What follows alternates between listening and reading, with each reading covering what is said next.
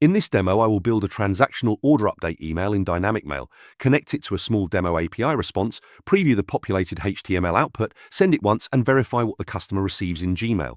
I start in the DynamicMail workspace and open Create New Letter. The workflow is set to email mode with email HTML delivery, because the goal is an inline transactional email instead of a PDF letter. The template is an order update. It contains dynamic fields for the customer name, order number, order status, tracking number, estimated delivery date, support URL, and call to action link. These fields make the same approved template reusable for each customer event. Next, I connect the template to a demo endpoint. The endpoint returns synthetic order data Oden Lee, order DMORIA 10482, status shipped, tracking number DMTRK20260710014, and a public tracking call to action.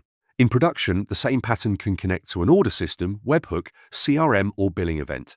DynamicMail tests the endpoint and shows the return JSON before the email is sent. Then I populate the fields and review the HTML preview. The preview proves the email body contains customer-facing values, not unresolved template fields. At the send step, the recipient is guarded to one verified address, aivars@roadbird.com. The demo uses the real DynamicMail send path, but blocks any other recipient so the recording cannot accidentally send to a live customer list. After the send completes, I switch to a sanitized customer inbox view.